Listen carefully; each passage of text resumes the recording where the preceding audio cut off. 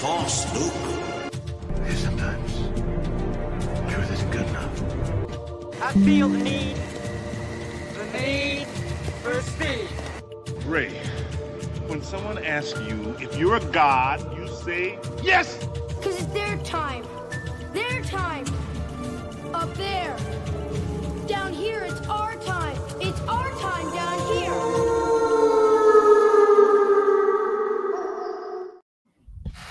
Yo, welcome back to Winter Wolf's Den. We decided on like a quick turnaround time that we were both going to go see Captain America Brave New World.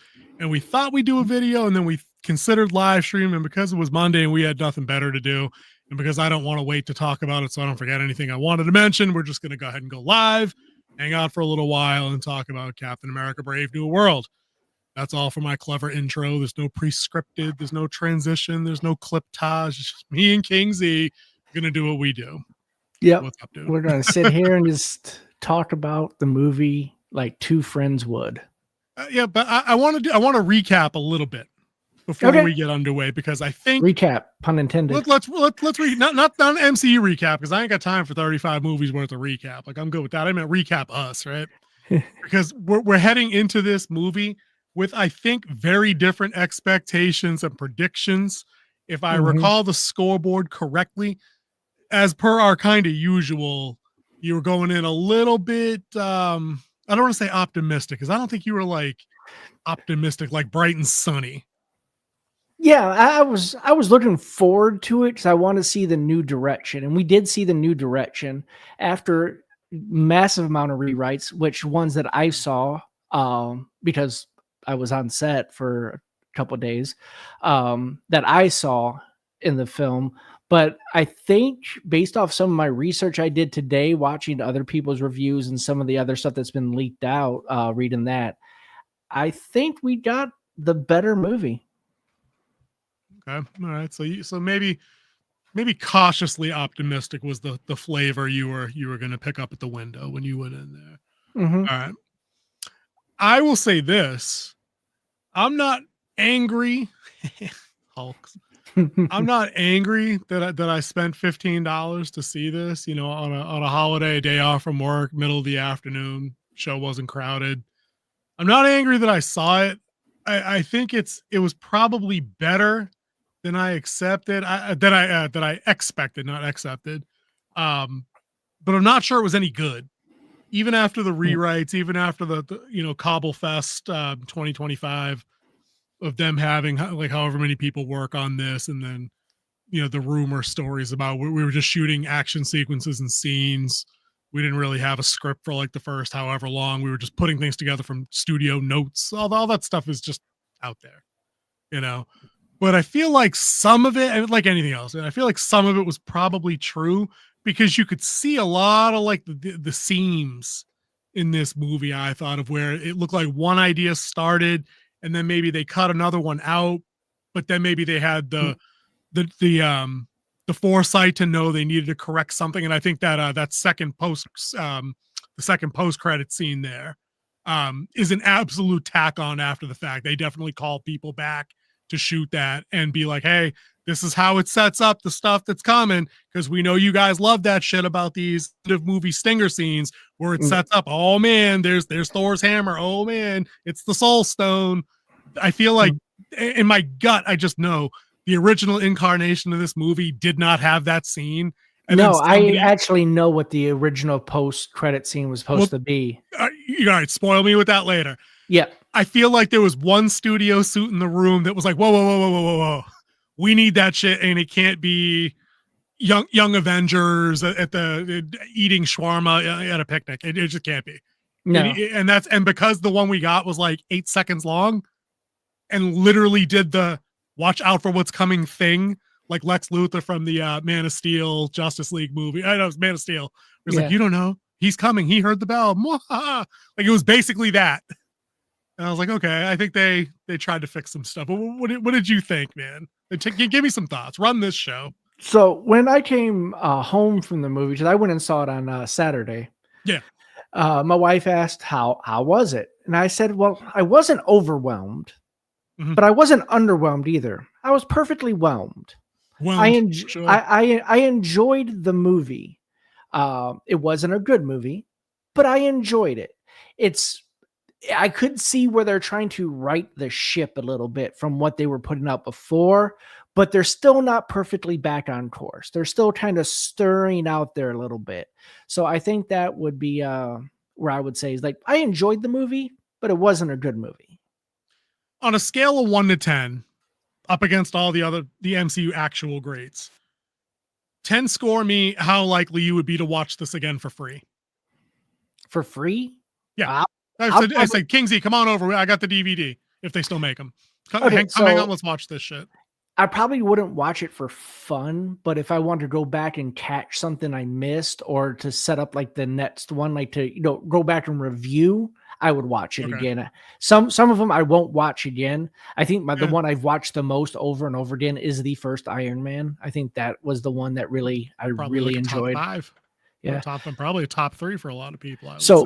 My question to you is: out of the 35, what's this? Harrison Ford was supposed to die in the film. What up, mages?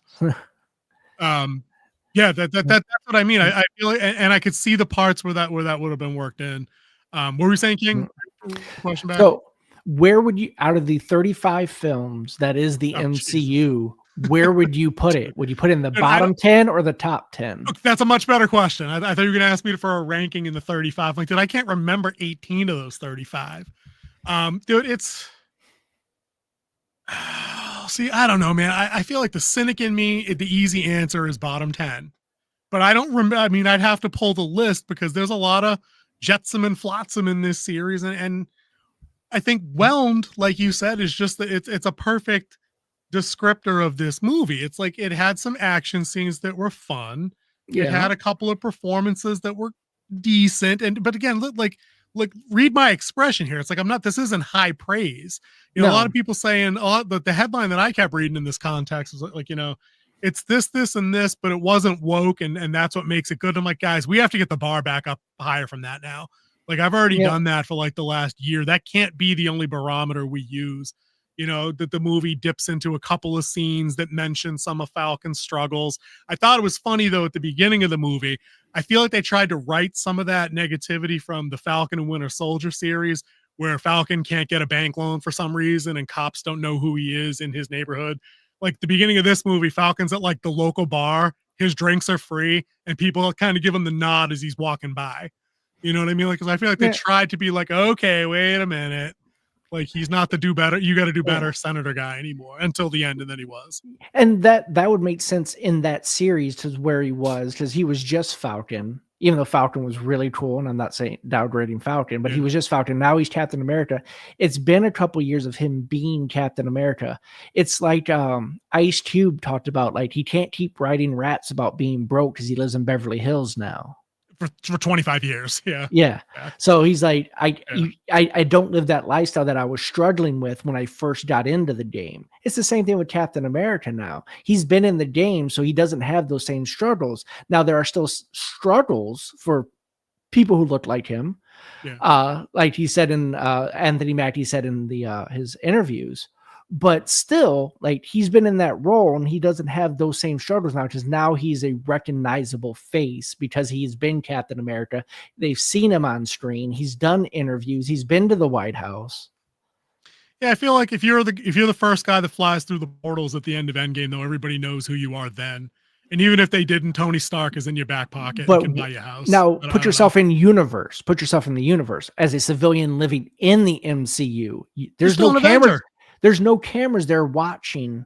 There were 35,000 character witnesses there, though, including Captain America and Bruce Banner. And Captain America gave him the shield, but Falcon always had a mask on when he was flying with Captain America. They didn't recognize him. Yeah, I don't know, man. I'm still thinking, like, Doctor Strange is a guy, Bruce Banner's a guy, Thor's a fucking guy.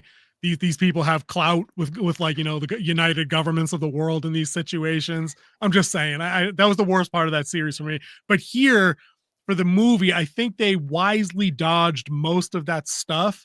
But I think it came at the detriment of exploring the one interesting character beat that Falcon becoming Captain America had to offer. And that was, and they only touched on it at the end, really. I mean, they hit it up in one of the wait a minute, spoilers. Woo! A couple of cameos that they came through in 2-1. They talked about him feeling like he wasn't good enough in the Bucky cameo at the beginning of that one, and then he revisited some of those same sentiments at the end when he was visiting New Falcon. And so now we've got 2 token hand-me-down characters in the same movie, which is just like, you guys deserve better new characters. I'm just saying you do. Where he still says, you know, I know what it's like to feel like I'm not good enough. I don't know if I'll ever be enough. You know what I mean? And they had some jokes in there too about, I should have taken the serum, I shouldn't. And then at the end of the movie, he's like, he was lying. I should have taken the damn serum. I thought that was funny. Yeah. But the heart of that conversation was he's recognizing that he's got shoes and a shield to fill. And I think like that should have been the cornerstone story, like the B plot, I guess, of developing him through the movie, and not just having the movie open with him demolishing people like he had taken the serum and that he had achieved the top of his game. Like, it was a little jarring. It didn't work for me on that level. I think a little bit more of like him coming to his own, not taking the serum, could have played a lot more into it. I'm glad that they addressed that issue, because part of me was in that first fight, like, did he take the super soldier serum? Yeah. Or is he just that good? And then you find out that the way he manipulates his suit is the way he does all the stuff that he does. And the vibranium had a big play on that. And I think that was an after effect that they added there, where they caught wind of, like, you know, nerds and geeks being like, dude, if the Red Hulk sneezes on this guy, he's compressed into pavement instantly. So they gave him the vibranium wing effect, absorbing the kinetics, and then actually using it in the ending, which I thought was pretty dope too. It was a pretty clever beat, I thought. Yeah, and I think that was really good, is that they used it in a story beat to tell a good story of how he manipulates everything. I think he's always had that in the story, in the original script. It was always going to be the vibranium. He got the new suit because it got shipped to him in the end of the series. Oh, is that when he got the white and blue? Was it at the end? Okay. So why did he trade it halfway through this movie for the classic? Because it was just on base and he never had it. It was always the same color. No. It was damaged. The first one was damaged. Well, I remember the mercenary kind of cut his chest, and I thought, how did that happen? It was super vibranium blade, I guess. I don't know. But he had on the classic red, white, and blue, and I was like, okay, is this like a downgrade? Is this because it's like when Spider-Man handed in the Iron Spider suit or whatever, and now we're going back to cloth? Like we're trying to respark the symbolism. I don't know. Like, did he leave the blue and white because it was on base and he was going, you know, off the reservation with Falcon, so he only had the classic suit? Like, I don't know why. I'd have taken the good one. He might have needed it. Might have ended that fight earlier. Just me.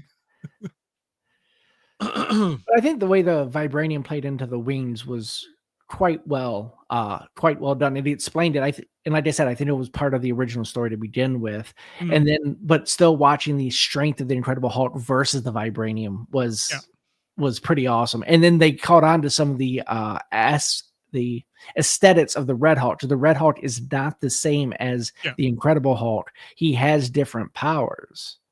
And they caught on to a little bit of it, like when he grabs the car and it catches fire and he throws it.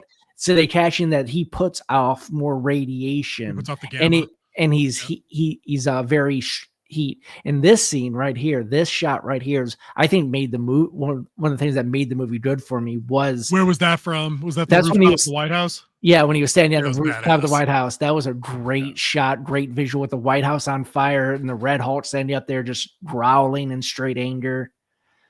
Yeah, they did the very not well hidden allegory for a particular political person, I'm guessing, but that's neither here nor there. I thought for the most part they probably cut a good amount of that out, I'm guessing, given the movie's been in development since the beginning of that, you know, the earliest part of the election cycle we just went through. So I didn't really get that. Like, that's what I'm saying. For the last 2 years in prime positions. Right. This is what I mean. Right. Yeah, that's right. It's been bumped twice. 3 times. You're right. Yeah, 2-3 times. But I thought the Red Hulk CG was pretty good, actually. Just on him and him as a character.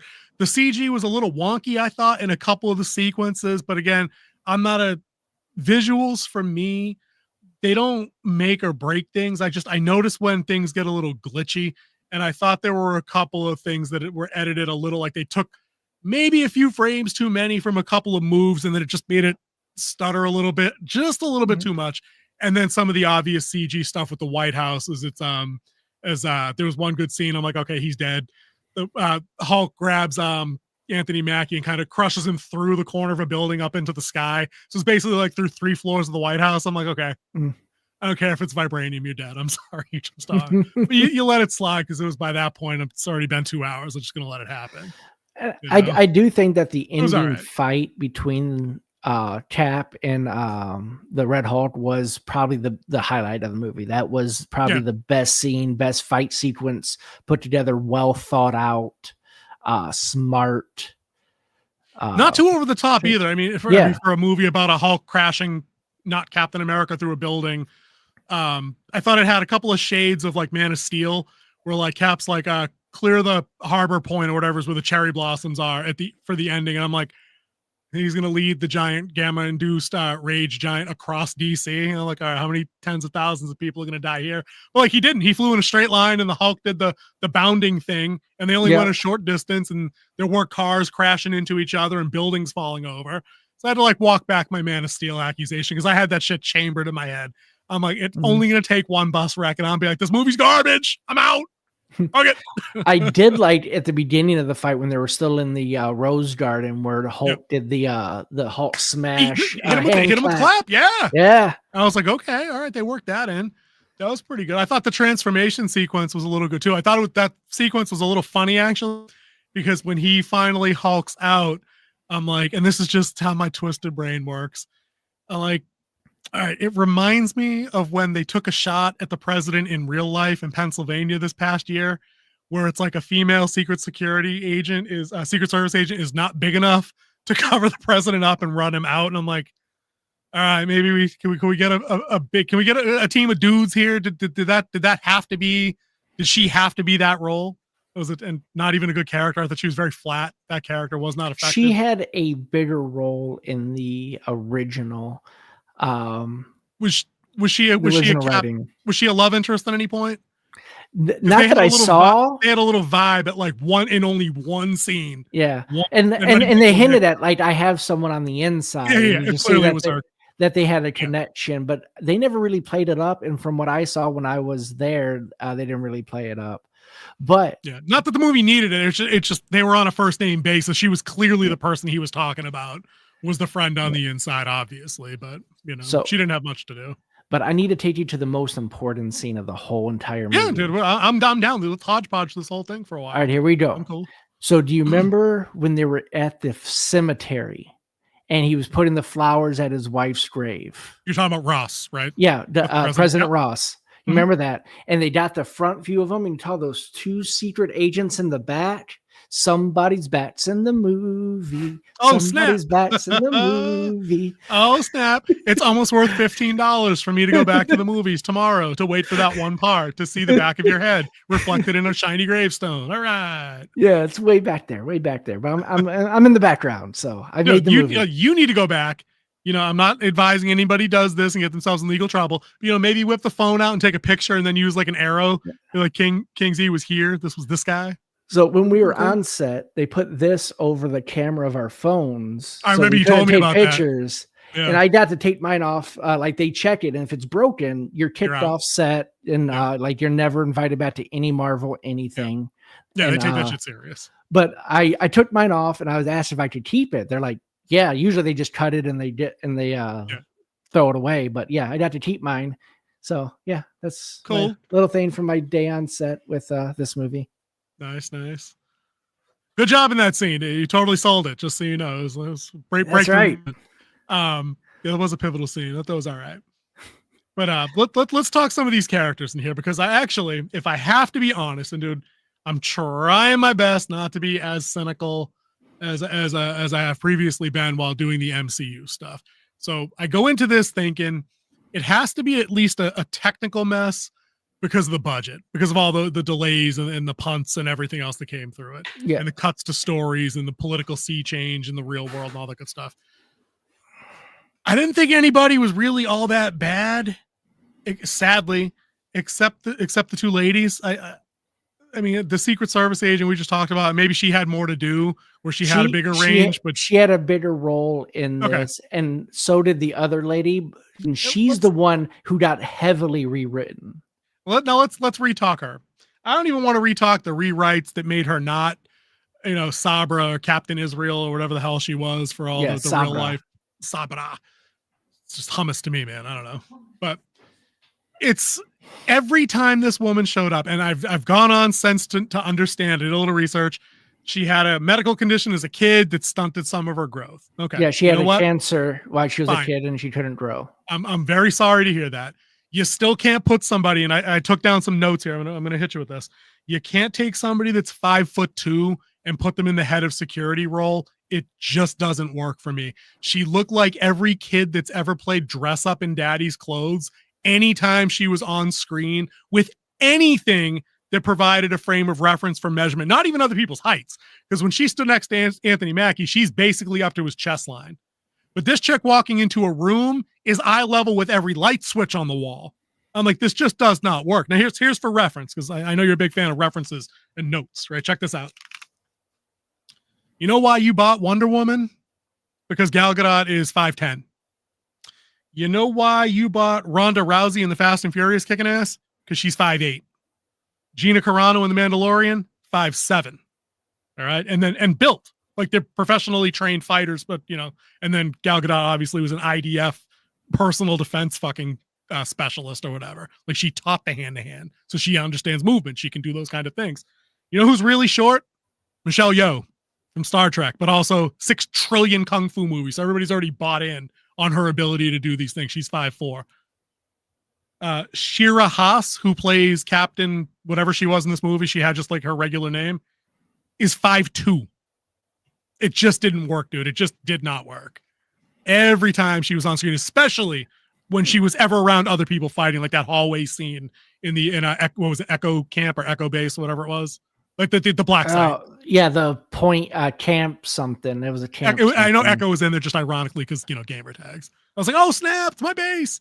But yeah, she's in a dark, tight hallway with like 8 dudes trying to fight them, and they're trying to sell it. And I'm like, dude, even in the dark, this doesn't work because I've seen her in broad fucking daylight. So from the research I did, that scene was actually supposed to be longer, and they were supposed to fight more side by side in that scene, but they cut it, they condensed it down to show what they did show, and then they used like some of their solo shots to fill in the thing, but a lot of it was team up moves. Which again would be cool, but again, in my head, that would be like if they were filming and haven't done this since like not even the TV show, because that had grown up Robin on the Batman show. But imagine taking like the comic books, right? They'd be like Batman throwing Robin into a bad guy because Anthony Mackie's like 6'2", and this chick, what did I just say? She's 5'1", 5'2". 5'2". It'd be like throwing your kid at a bad guy to knock him down. Like it just doesn't work. It works. Like the team up stuff works when Scarlett Johansson does it because she's like 5'6". So when she hooks you up on a Hurricane Rana and flips you over, you're like, okay, she's was trained in the Red Room. This works. They told me this chick was trained in the Red Room, and I'm like, to do what? Like color? Hey, I mean, Alexa Bliss, one of the best wrestlers out there, is only 5'2", 5'3" in wrestling boots. And you know what she doesn't convince me doing? Fighting the dudes that are 6'7". It was a weak point in the movie for me, like terribly weak point in the movie. But if they wrote her and they did it the original way, she had superpowers. Oh, that's what I mean. Like, so it was a step down in a way that absolutely didn't help anybody. It did not sell my suspension of disbelief. That's for damn sure. And which they could still do that. Like her agility and her strength could be. They just didn't explain in this movie. They could explain it in later movies that she has that, and that's why she got into the Red Room the way she was. They just didn't say it in this movie due to the Israel connection. I mean, I think the worst part of it for me, just in terms of her, because we've seen other petite people play some roles in like the X-Men movies and things like that. So it's not like it's impossible. I think for me, it was literally the costume design there. Like when you put somebody that size in an ill-fitting like business suit situation with shoulder pads, no less, it makes them look, it automatically becomes clownish to me. It just does. It'd be like if I literally put my work clothes on my 9-year-old. Like it just doesn't hit. It just can't. You know, a little too oddball. Oh, here we go. Hey, Derpy Entertainment, what's up? Is Brave New World a movie I'd watch again? No. Is it something I recommend others seeing? Maybe. And we talked about that like right when we started, and I asked King Z that same question. I said, you know, if you were watching it again for free, would it be a rewatch? And he said no, but if it was for the purpose of research or for refreshing, like ahead of a sequel or an Avengers movie or something, or a behind the scenes documentary kind of video, that'd be the only way he'd do it. And I agree. I'm not mad that I went. I'm not even mad that I paid full price, to be honest. But as a rewatch, no shot. It's just a little too boring for me. Let's talk about story, because I think that lends itself in. I think the one thing this movie had going for it was they nailed the runtime. It's back down to around that 2-hour mark, just south of 2 hours. It was 2:20. Was it? Yeah. No. Fact check. Yeah. Get the Oracle on that. Fact check. Yeah, that might be including like like the start of the movie, like from the time it's from the full runtime to include trailers. Oh yeah, dude, it definitely does. It definitely does that, because mine started at noon. I checked my watch. It faded into the intro at 12:22, and I was walking out to the car by no later than 2:30. No later, and I stayed the entire time to get the one cut, scene. the post credit scene, to get the banger, to get the stinger. Yeah. So, but the story here, and we knew they tried to engineer. Thank you. 1 hour and 58 minutes. So they've pared it down, which I think is good. Because imagine if this ran 2:30, no shot you get anything enjoyable out of it. Yeah, my app when I bought the tickets told me it was 2:20. So that's they probably included everything. Yeah. So the story, we knew they were going to try to emulate the tone and kind of the appeal. Winter Soldier, like that's what they wanted. They were doing spy, political, thrillery things. But I feel like this is a case when, if you're going to write that kind of stuff, you should be well versed in that genre. You should have some experience, not only just working in it, but maybe reading it or watching some of it, so you get some of these conventions. Because was there anything in this movie? Was there any bits of intrigue that actually sold you, a well-versed reader of political thrillers? Did it hit any of those beats? Because for me, not so much. So one of the things that stood out is that would be completely wrong is Japan being a military power that would rival us. I think I texted that to you during the movie. I'm pretty sure I was like, this is stupid. Yeah. Like I understand. You know why they did that? You know why?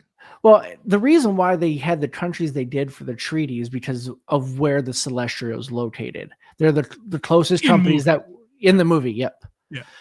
So that's what made sense for it, but their Navy would not have been able to keep up with our aircraft carriers. Their fighters would not have been able to keep up with our fighters, because one, they're all purchased from us, and two, they're not supposed to have by treaty and law a offensive military. Yeah, no, they're strictly they have a defense force. Yep. Ever since the end of World War II, that was part of the treaty that they signed. And then we're there to provide help and extra protection. Right? Yeah. Mm-hmm. No, dude, they picked Japan because they didn't want to upset China in real life very clearly. And I think this is the problem with doing these kind of things. Actually, that would make China even more mad. China and Japan hate each other. Literally hate each other. No. I mean, having China be the chief opposition to the United States in the movie. Because the movie makers don't want to impact potential runs in China. They don't want to catch the boot from China. Mentioning Japan will stop it from being in China. Plain and simple. Did it really, though? Because it's still launched. It's still in China. Yeah. It caught that release. I'm just saying. It was kind of weird. The hate is real there. Oh, yeah, for sure. Based on the atrocities Japan did in China during World War II. Oh, for sure. There's that enmity there, and that'll be there for a long time, without a doubt. That was something that didn't work for me. Of all the regional powers they could have picked, I mean, India would have been a more logical swap for Japan in the movie, and they featured India in those talks. I mean, it worked. They were right there. They could have just literally swapped Japan. The difference between India and Japan as well is India is a nuclear power where Japan is not. And that's a bit of a stalemate in the waiting, doomsday clock situation. So that could have. So I think India would have potential. played better as that. What did you think of them actually building this movie around the Celestial being the source of adamantium? Like, is it overdue that they address this, considering they haven't for like 5 years, or was this just something that unnecessarily hangs the future of the MCU on crap the rest of us want to forget about? Nobody wants Eternals 2. No, I think it's going to hang the hat for Phase 7, which is will begin the mutant saga, and you need the adamantium to start that. They couldn't have just done an asteroid for that and called that a day, because they already did asteroid. Asteroid is vibranium. I mean, we couldn't. It's a different world. We could have just made it different. You know, we couldn't have just had like the Silver Surfer show up with it and be like, "Oh no, new element." I think Richards synthesizes more. Yeah, I think that would be too cheesy. I think this way it actually works, and it also plays into the thing that everyone's wondering whatever happened to, because we all seen it sink into the Indian Ocean. Yeah, but I'm a big fan in the creative sphere of just moving on from things that suck and just pretending like they never happened, because I think that the farther away from mind, the farther away it is, the more you're just likely to forget about it, move on. And I feel like these guys, they want to do more. They want to do more with what they have on hand coming up, but I don't think they need to chain any of it to anything that's come before. I really don't. We're going to see that in the Thunderbolts movie when that comes out. Like, not a lot of people down for the Black Widow. Like, not a lot of people down for the new Black Widow anyway. Darby says, "Don't you worry about that asteroid. It's coming soon to a theater near you." Yeah. Eyes on the sky. That's what I mean. Team Asteroid did not show up during the Super Bowl, so I'm a little hesitant on that showing up. Yeah, we'll see what happens. The Super Bowl worked out pretty good for everybody, in my opinion, but that's neither here nor there. I mean, who wanted the three-peat for those guys? Nobody. I don't even think like, I don't mind Philly winning it, except for CJ Gardner-Johnson except for Philly winning it. No, either way, they're burning down their own city. We all know that. We know Philly fans. I mean, as soon as someone won, I think the quarterback ran out and looked for a police horse to punch. Shots fired instantly. They're shooting on the field. So what are we talking about? Oh yeah, Brave New World. Brave New World. So we gotta get this all out of the way now before I just completely forget about the rest. So the whole setup for the movie, right, is, and I don't even remember. I don't know why is the villain's name slipping my mind, dude? Sidewinder? No, the real villain. Oh, the leader. The hired him. The leader. I always want to call him Brainiac. Like, wrong brand. No, wrong brand. That's DC. Wrong brand. Yep. Even though he is supposed to be the Brainiac of Marvel. And they tried, they did the whole, I've calculated all these things, all these fractal possibilities to get you to end up here, and yet I'm still surprised. I'm like, okay. Like, they at least tried to get some character stuff there. They did. But like the whole bang up. Go ahead. I said he's the whole purpose that you have exposition in the whole movie. Right. That was his whole purpose, was the exposition dump. And that was it. He did kill that one Navy SEAL guy with the heart explosion. That was pretty sad. But once again, exposition. Yeah, clearly. And he basically told him it was happening. He literally told him what he was doing. The movie is all about a sequence of events initiated by the leader, who was previously incarcerated under General Ross's direction, was held in a secret black site prison and working on various technologies. The one nearest and dearest to General Ross's heart, if you will, was a pill to keep his ass alive because he had congestive heart failure or something. I'm like, bro, why don't you just go get the Plavix that everybody else gets? There's plenty of other beta blockers out there you could use. We got plenty of stuff for AFib. I mean, there's ways to treat this without gamma radiation. I'm just saying. Well, he didn't know there was gamma radiation. I know, but I'm just saying, dude, you don't think the White House doctor could have told this dude what you really need is some Atenolol 50? Like, come on. He started taking the pills before he ran for president. He was only president for 89 days at the events of Brave New World. So the president has all that stuff working in the background, basically. And what the leader kicks off is several incidents to kind of to expose Ross for being the piece of shit that he is, even though most of the world seemed to know that already, including his daughter, who he was estranged from. They try to get him with the Isaiah Bradley assassination. It doesn't go through. They try to embarrass him on the world stage with the treaty with Japan over the adamantium on the celestial in the ocean there. Mhm. They kind of he's picking away at him, chipping away behind the scenes. Sam and New Falcon, probably a highlight for the movie. We haven't talked about them yet. I actually like them too. They're a pretty good buddy cop duo. They had a good chemistry together, and the way they worked with each other worked well. You read that one. You read that one. Shout out to Philly for the city violence more done than the Red Hawk did in this movie. It's true. It was very restrained. New Cap and New Falcon, they get on pretty good because they combine decent elements of the buddy cop stuff, but also the mentor mentee thing where he's like, oh, come on, Sam, you got to show me that thrust kick move. And that's a little setup and payoff. We like that because it comes back around, at the end of the movie where Falcon's laid up because he almost died. Spoiler alert there, I guess. But it was all right. Those two, their vibe was okay. I wouldn't mind seeing that dude again, but I think he deserves better than hand-me-down Falcon. I just do. And which his suit, a lot of people complained about of how it looked, is probably, they said, the worst costume that they've seen in the MCU, but it actually is a throwback to the original Falcon costume. Yeah.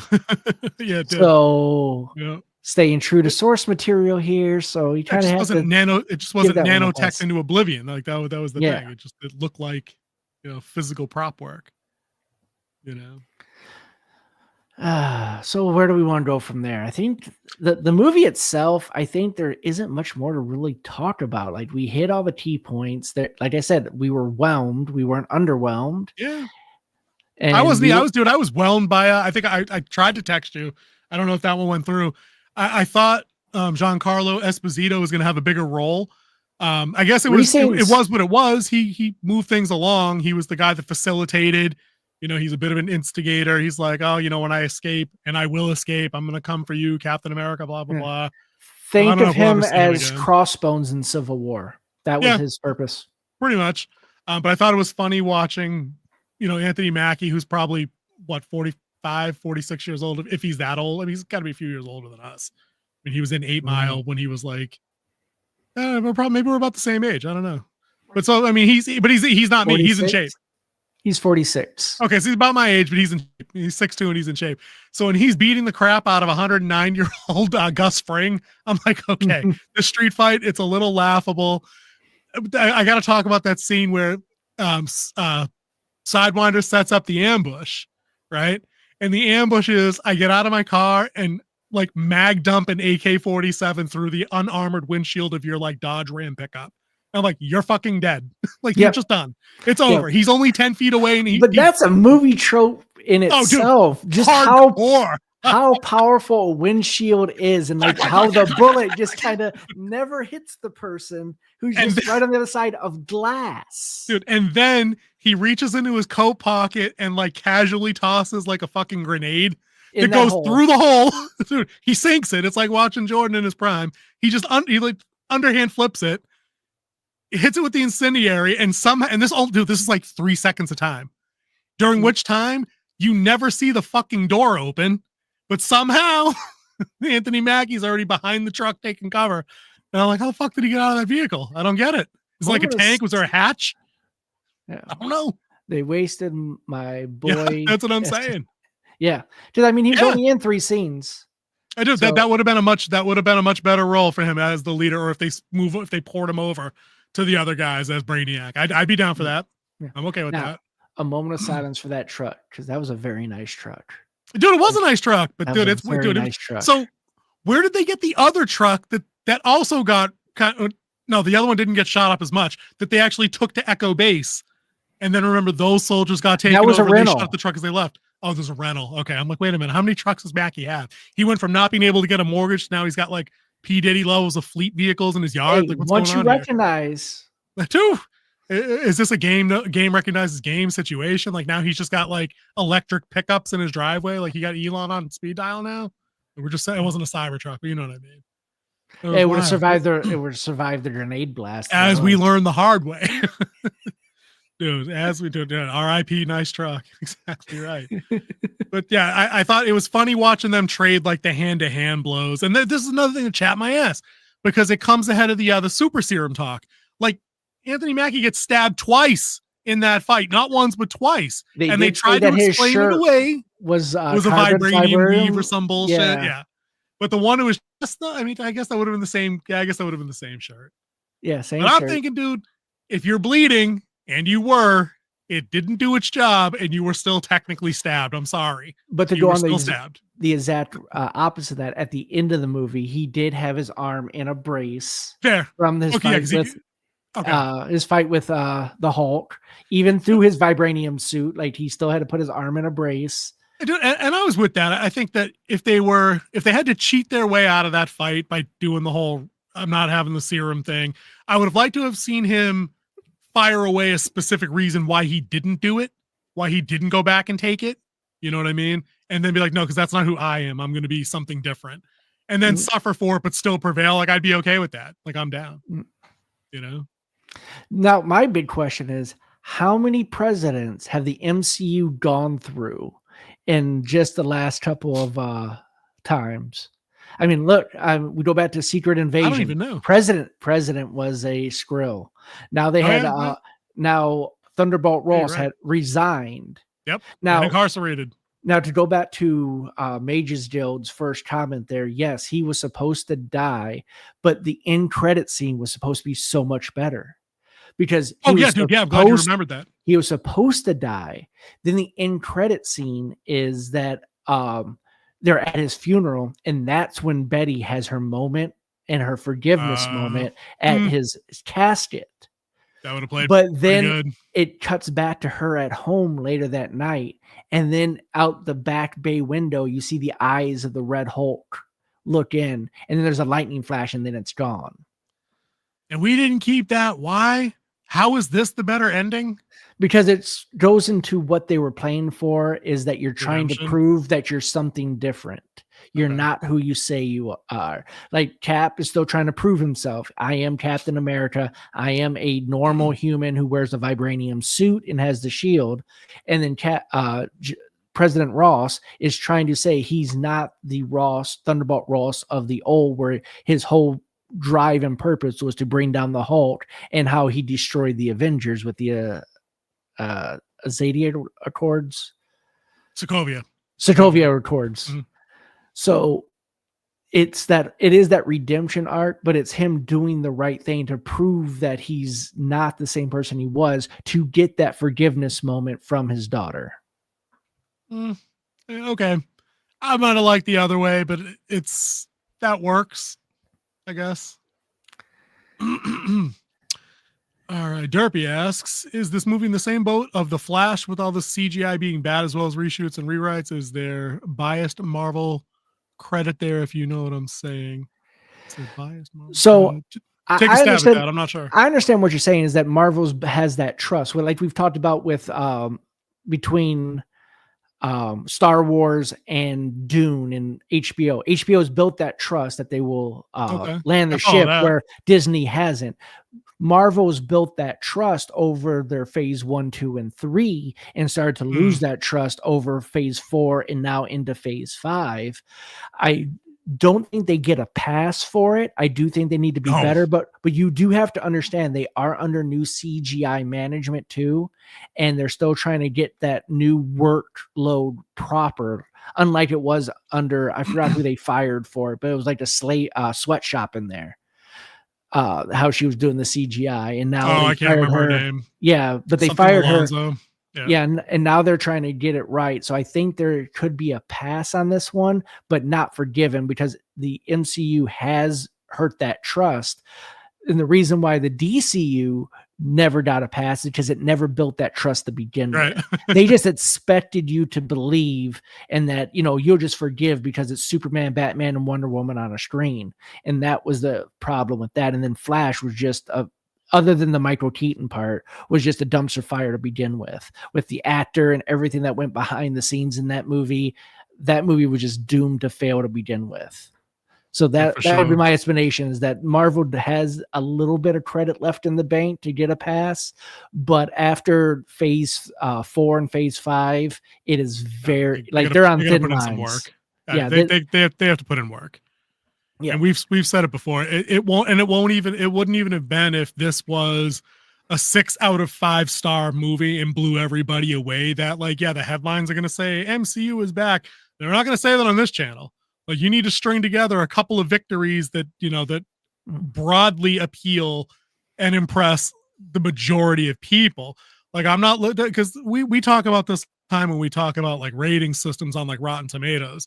Like, yeah, usually if the critic score is high and the audience score is low, we all know what that means. It means the movie, you know, checks all the right boxes and panders to the right folks, and it's a success. But also the converse is also kind of true. If the audience score is high and the critic score is really low, it can usually mean you've got a dumpster fire of like a bad horror movie on your hands, where it appeals to the fans that it's gonna hit, like something crappy like Slender Man or something. Yeah. You know, like it probably did okay on Rotten Tomatoes, but critics would have dunked on it completely. So you got to look for a balance there, and that's what I'm trying to do with the MCU going forward. They need, just like Star Wars, they need to stack multiple successes in a row that just hit across the board. Yeah. And you want to talk about balance? It is a 50-50 split on this, on their critics. I've seen that. Yep. But I think that's fair. And the audience has it at an 80%. None of them saying that's a great movie. It's always a good movie. So it's on the 81% of being fresh. But I think that's because audience and critics are two flips of the same coin, or two sides of the same coin. I mean, is that critics can be unduly harsh on some things and fans are unduly harsh on the other. Where if you, and we were talking earlier about how hitting a certain threshold is what we now consider good. Like, audiences now, like, this movie didn't show up and have BLM messaging in it from like jump one. Didn't have it. You know what I mean? There's a couple of things about If I'm Ever Going to Be Good Enough and a couple of things with the Isaiah Bradley character, but that's who they are. Like, those things are organic to them, so it makes sense. So yeah, plenty of people I think just have their bar set really low. I mean, if 80%, if this movie's 80%, then like we need to look up other movies in that 80% range and see if it really belongs. My gut tells me no, it doesn't. You know, it just, as an audience score, I don't see how it could. It broke no new ground and didn't really impress visually.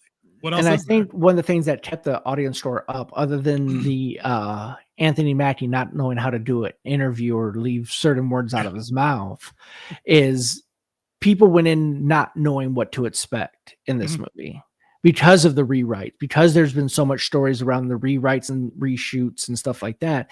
And a lot of people start just automatically associating with that being bad, but that actually could be a good thing when they're like, you know what, this isn't working what we did. Let's go back and let's take our time and let's get it right. Let's throw a few more dollars at it. We might not make our money back on this, but we might be able to hit another $1 billion movie down the road if we take our time and redo this one to make it, you know, at least somewhat equivalent to what we've done in the past that people loved. Right. That's, I mean, this movie and Thunderbolts and whatever comes directly after Thunderbolts in terms of like the next series on D+, which I think is Ironheart, so this isn't going to help. But these next couple of movies really needed to be like the wall of sandbags that you temporarily throw down to stop the flood. You know what I mean? And then you build your permanent barricade and everything behind that. And I mean, maybe this movie pulls that off by keeping that bar of expectations really low. Maybe it did, but I think I'm looking to aim higher in 2025 going forward. I'm setting my expectations a little higher because the market has spoken on these movies, and these studios at this point, now that they've reached the end of their content cycle of what they've been working on for the last 5 years, they know unequivocally now, present day, what works and what doesn't, because they have undeniable evidence in TV, on streaming, in movies, in gaming, that tells them what sells and what doesn't. And I don't think, if they're trying to transition over to getting ready for Doomsday and whatever comes along what comes with the Fantastic Four and onward, I think this stuff is better left forgotten, honestly. Like, just clean break and just start over. What we have coming up is, of course, Daredevil Born Again, which we know Daredevil will be in the Avengers movie. And then we have Thunderbolts, asterisk, because we can't say that. Yeah.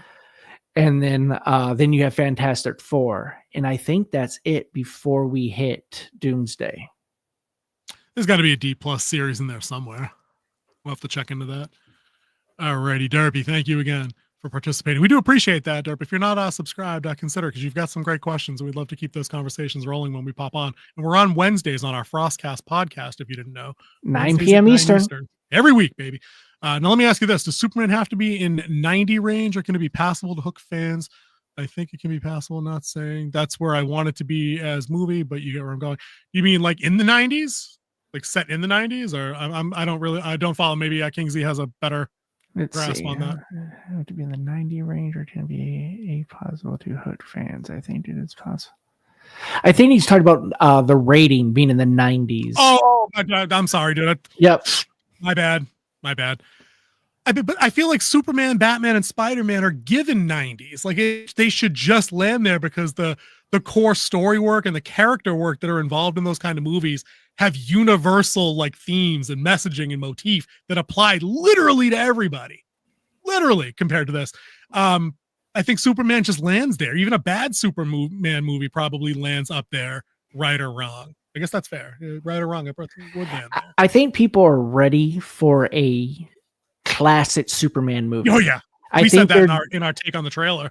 Like I think during the 90s, everyone was going through that Superman fatigue, where it's like he's too OP, he's too overpowered, or maybe late 2000s, and then they went with the dark, gritty Superman with the Henry Cavill Superman.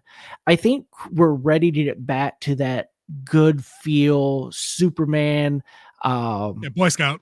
Yeah, the Boy Scout is solving the world's problems, and like he still had obstacles to get over, but yeah, he's a little OP, but maybe you just kind of have fun with that, and you could build to a better story. And I think we're ready for a Superman movie to really take the helm of this new DC Studios. So yeah, I think it's going to do great.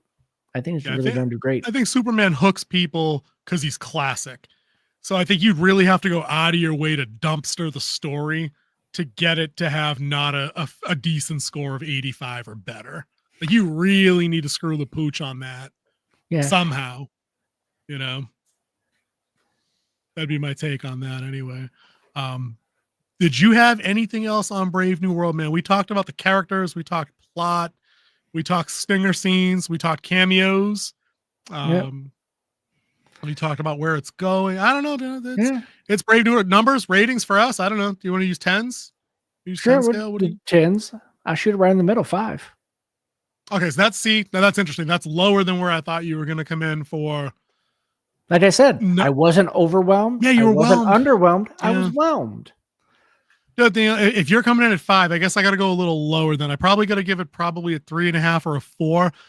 I was bored a lot because I think what they wanted to knock out as the political intrigue stuff wasn't smart.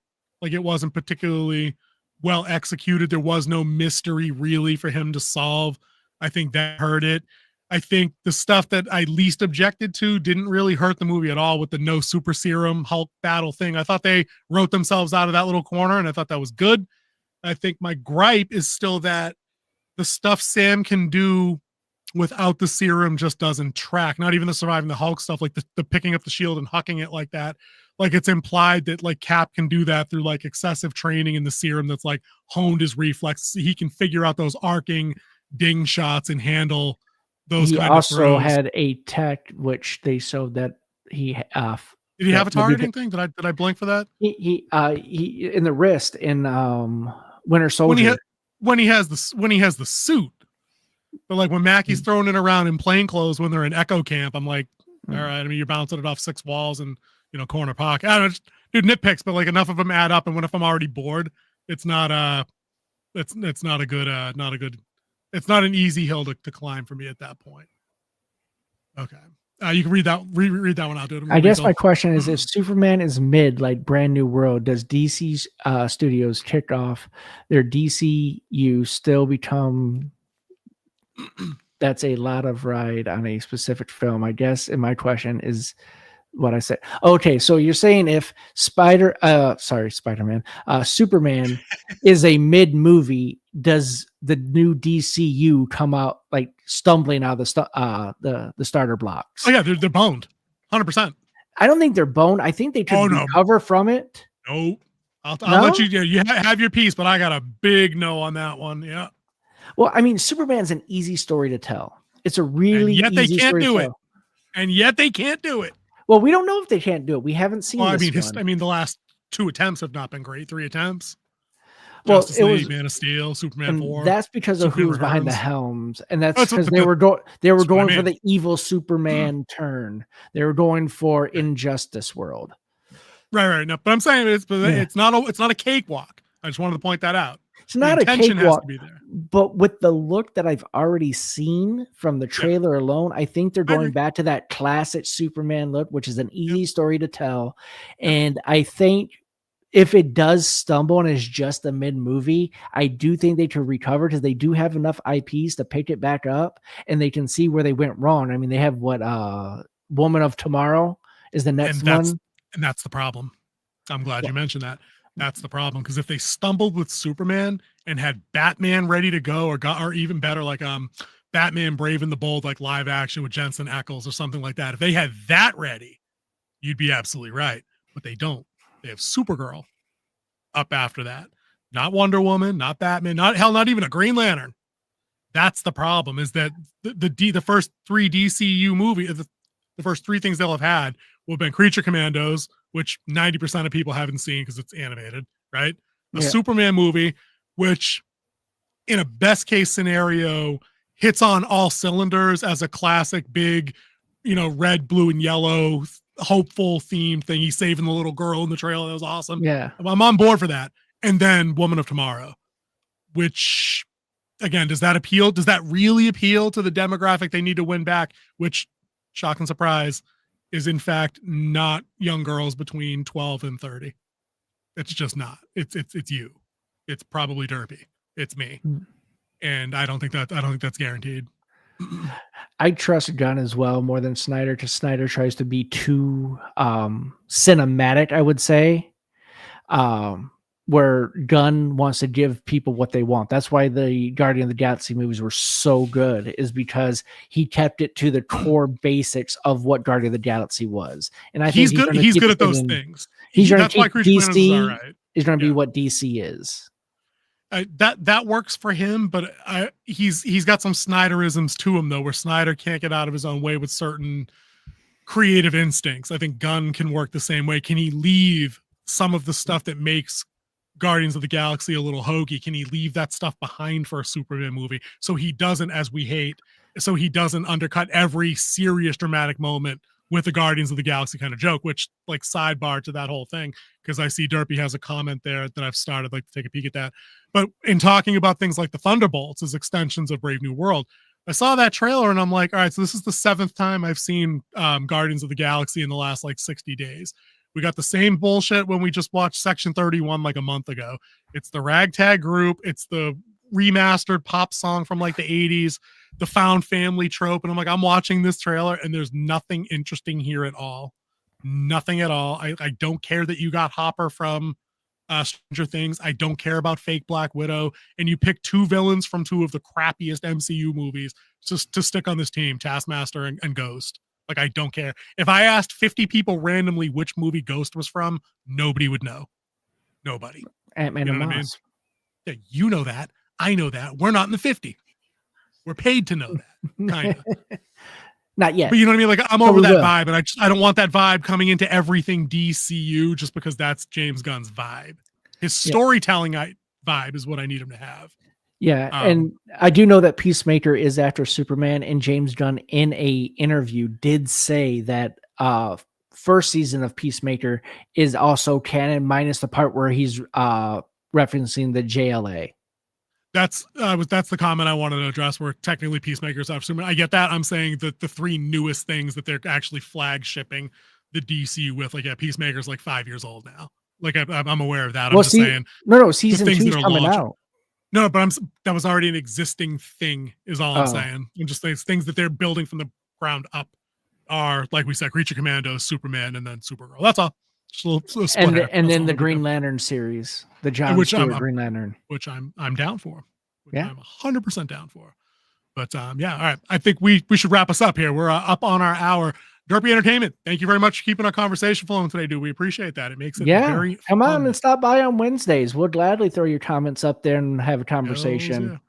That's a more of a topic-driven show. If you're interested, we're going to pick, news stories of the week, and then we usually mix in a couple of fun and gamesy kind of things. we pick apart best of lists, things like that, or what would you do in this situation? Creative rewrites of things. Hey, thanks for the sub, boss. We appreciate you. And if we see you Wednesday, we see you Wednesday. If we don't, we'll see you around at another time. King Z, read us out. Well, see ya.